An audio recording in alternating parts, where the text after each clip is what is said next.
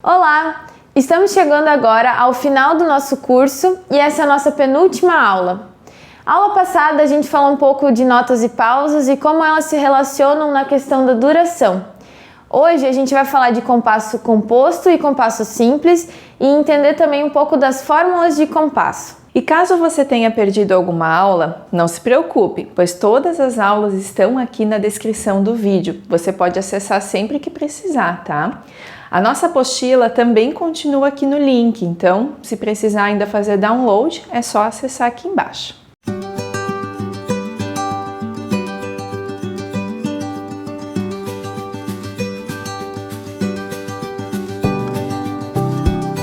Imagine o que seria da notação musical se não tivesse uma forma de localizar as partes da música. Se fosse tudo junto, iria ser uma mistura só. Veja essa partitura aí.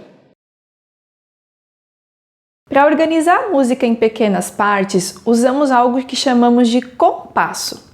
São barras que dividem a música em pequenas partes.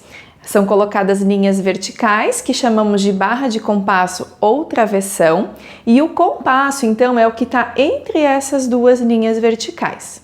Vejam agora essa mesma partitura usando as barras de compasso. Muito mais organizado, né? Existem tipos diferentes de barras de compasso que são utilizados para situações específicas. A barra simples ela vai ser utilizada para finalizar e separar os compassos. A barra dupla é utilizada para separar as seções da música, como por exemplo o refrão, a estrofe, intermezzo. A barra de finalização então vai ser usada para finalizar a música. Então quando a gente vê ela é sinal que a música ou acabou ou a parte, uma seção da música finalizou. E como a gente pode preencher esses compassos então? Os tempos são partes do compasso. E aqui a gente vai estudar as três formas de preenchimento mais utilizadas, que são os compassos binário, o ternário e o quaternário. E como o próprio nome já diz, o binário tem 2 tempos, 2 batidas de pulso, o ternário tem 3 batidas de pulso e o quaternário 4 batidas de pulso. Esses tipos de compasso, eles obedecem uma acentuação específica, e essa acentuação a gente chama de acentuação métrica. O primeiro tempo de qualquer compasso vai ser forte. Nos compassos binário e ternário, o primeiro tempo é forte e os demais tempos são fracos. Então eu vou dar um exemplo agora. Por exemplo, no compasso binário, que a gente tem 1, 2, 1, 2. O primeiro tempo é sempre mais forte. Tá, tá, tá, tá, tá, tá. E no compasso ternário, o primeiro tempo também é mais forte e o segundo e terceiro tempo são mais fracos. Então vai ficar assim. 1, 2, 3. 1, 2, 3. Tá, tá, tá, tá, tá, tá, tá, tá, tá. Já no compasso quaternário, a gente encontra também o terceiro tempo que é forte, mas não tão forte quanto o primeiro, então ele seria um meio forte. Então vai soar assim. 1, 2, 3, 4. 1, 2, 3, 4. 1, 2, 3, 4. 1, 2, 3, 4. Tá, tá, tá, tá. Tá, tá, tá, tá. Agora, ouça essa música.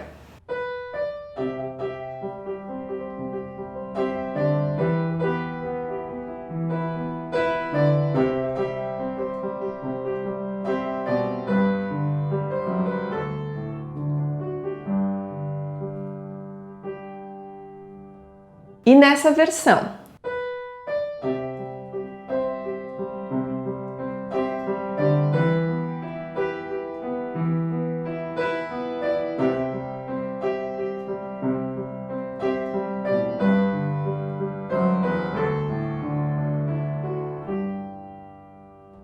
Perceberam a diferença? O que mudou? O que mudou foi a fórmula de compasso. E esse vai ser o nosso próximo assunto. A fórmula de compasso, então, serão 2 números que vão indicar a unidade de tempo e a quantidade dessas notas que vão estar dentro de um compasso. E isso vai ser escrito no começo da música, logo depois da clave, ou também no meio da música se tiver alteração da fórmula de compasso. Lembram daquela pirâmide que a gente montou na aula passada? Então, ela vai ser muito importante para a gente dar sequência, porque a quantidade de notas que se relaciona à semibreve é o que vai fazer a gente entender os números então da fórmula de compasso. Olha lá, a semibreve é o número 1, porque está no topo da pirâmide. A mínima é o 2, porque se subdivide na semibreve. A semínima é o número 4, a colcheia é o número 8 e assim por diante. Vamos ver. No compasso simples, o número de baixo da fórmula indica a unidade de tempo desse compasso e o número de cima, quantas notas dessas cabem dentro do compasso. Então, se o número do compasso for 2 por 4, quer dizer que a gente vai ter 2 semínimas em cada compasso, porque o número de baixo, que é o 4, indica que são semínimas e o de cima indica que eu tenho 2 semínimas por compasso. Se a fórmula for 3 por 4, teremos 3 semínimas dentro de um compasso. 4 por 4, 4 semínimas e assim por diante. Já se o número de baixo for diferente, como por exemplo 2 por 2, nós teremos 2 mínimas dentro de cada compasso. Se for, por exemplo, 4 por 8, a gente já vai ter 4 colcheias dentro deste compasso. Tudo bem até aqui? Então, na prática, quando a gente for preencher este compasso, ele sempre terá a mesma quantidade de unidades de tempo. Então, com base nessa unidade de tempo, todas as demais notas se relacionam na subdivisão. Por exemplo, no compasso 4 por 4, a minha semínima estará valendo uma batida de pulso. Então, a mínima valerá 2 batidas. A semibreve 4 e assim por diante. E dentro das fórmulas de compasso, a gente ainda encontra 2 possibilidades, os compassos simples e os compassos compostos. Nós sempre vamos ter compassos simples quando os números de cima forem 2, 3, 4, 5 ou 7. Mas aqui nessa aula, a gente vai usar só as 3 possibilidades de simples que são mais usadas hoje em dia na atualidade, que é o número 2, o número 3 e o número 4, ou seja, os compassos binário, ternário e quaternário. Nesse tipo de compasso, o número de baixo indica a unidade de tempo e o de cima quantas dessas notas cabem dentro de cada compasso, ou seja, que nota valerá uma batida do pulso utilizado. No compasso 2 por 2, a unidade de tempo é a mínima, então teremos 2 mínimas para cada compasso e essa é a nota que valerá uma batida de pulso. Já no compasso 2 por 4, a unidade de tempo é a semínima, então teremos 2 semínimas para cada compasso e a semínima que valerá uma batida de pulso. Os compassos compostos já têm uma forma diferente de medir a unidade de tempo e isso tem causado bastante confusão nos alunos e nos músicos por aí. Tem gente que demora muito tempo para entender. Então a gente vai tentar aqui ser bem prática e bem direta para não restar dúvida para você, tudo bem? Primeiro, é importante saber que os compassos compostos vão sempre ser quando o número de cima for 6, 9, 12, 15 ou 21. Mas para facilitar, a gente vai usar só os 3 que são mais usados hoje em dia, que é o 6, o 9 e o 12, tá? Olhando a fórmula 6 por 8, de cara já sabemos que teremos 6 colcheias dentro de cada compasso. Mas neste caso, não é a colcheia que valerá uma batida de pulso. E sabe por quê? Porque nesses compassos compostos, a unidade de tempo são valores compostos, ou seja, a unidade de tempo possui ponto de aumento, e isso fará com que ela seja divisível por 3. Veja, se temos 6 colcheias, dividiremos por 3 e ficaremos com 2 semínimas pontuadas, já que a semínima pontuada equivale a 3 colcheias. Nesse caso, a nota que vai valer um tempo de batida do pulso será a semínima pontuada e não a colcheia. Deu confusão aí? Não se preocupa que a gente vai te ensinar um macete para facilitar essa visualização dos compassos compostos. É o que a gente chama de compasso correspondente. E chamamos assim porque todo compasso simples tem um correspondente composto. A diferença é que no compasso simples, a unidade de tempo é um valor simples, sem a nota pontuada. Já no compasso composto, a gente tem um valor composto de unidade de tempo, ou seja, uma nota pontuada. E nos correspondentes, a gente sempre vai ter a mesma unidade de tempo. Gente, só muda isso! No simples, a nota é simples, a unidade de tempo é simples e no composto a unidade de tempo é pontuada. Tá vendo só como é fácil? Para esse macete, vamos testar os seus conhecimentos matemáticos, já que a música e a matemática não se largam mesmo, né? Então a gente vai usar uma formulazinha aqui que vai facilitar a vida de vocês. Olha só que legal! Sempre que eu tiver um compasso simples e eu quiser achar o correspondente dele composto, eu vou fazer uma multiplicação de 3 por 2. Então, o número de cima eu multiplico por 3 e o número de baixo eu multiplico por 2.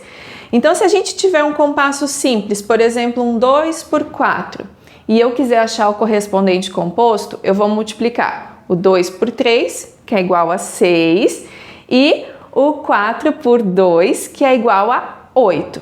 Então, eu tenho a fórmula correspondente de 2 por 4 é o 6 por 8. É importante frisar que nessas duas fórmulas de compasso, a minha unidade de tempo continua sendo a semínima. Então, eu tenho aqui dois compassos binários, porém, um compasso binário de semínima simples, no 2 por 4, e um compasso binário de semínima composta, no 6 por 8. Então, eu tenho dois tempos nos dois. Aqui também, se eu quiser contar pelas colcheias no composto, no 6 por 8, eu também consigo. Eu tenho 6 colcheias dentro de cada compasso, mas a minha unidade de tempo é de 3 em 3 colcheias, que é, no caso, a semínima pontuada, né? E se eu tiver um compasso composto e quiser achar o seu correspondente simples, eu vou fazer o caminho contrário da matemática. Eu vou dividir pela mesma fórmula de 3 por 2. Então, vamos tirar a prova real desse compasso que a gente acabou de fazer? Olha só, se eu tenho agora o 6 por 8 e eu quero encontrar o correspondente simples dele, eu vou dividir o 6 por 3, que vai dar 2, e o 8 por 2, que vai dar 4. Então, olha só, tá vendo? Deu a prova real. O correspondente do 6 por 8 no simples é o 2 por 4. E a gente continua com a mesma unidade de tempo, que é a semínima nos dois. Então, olha só. Para saber se um compasso é simples ou composto, você observa o número de cima da fórmula. Se for 2, 3, 4, 5 ou 7, vai ser simples. E se for qualquer outro número que não são esses, como 6, 9, 12, será composto. Não foge não, gente. Ainda a gente está na aula de música, não é só matemática não. Isso é só para a gente entender essa relação entre os compassos compostos e os simples. Gente, chega de cálculo por hoje, né? Para finalizar essa atividade, a gente vai propor agora uma proposta prática para vocês. Nós vamos tocar duas músicas diferentes, uma vai ser compasso simples e a outra é composto, ou uma composto e a outra simples, e a gente quer que vocês contem pra gente aqui nos comentários qual é a música que é simples e qual que é a música que é composto. Vamos ver se vocês percebem essa diferença de levada no ritmo que a nota pontuada causa no composto.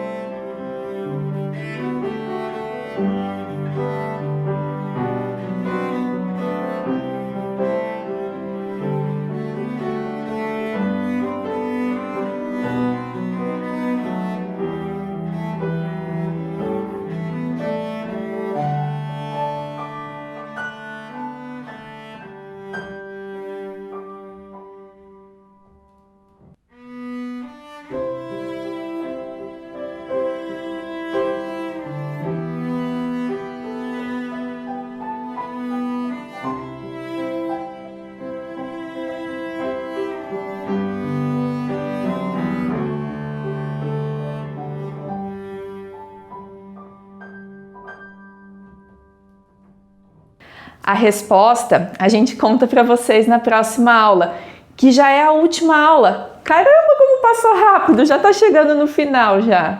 Você não pode perder essa última aula de jeito nenhum. Vai ser a mais legal de todas, onde a gente vai fazer uma prática do que a gente aprendeu até aqui.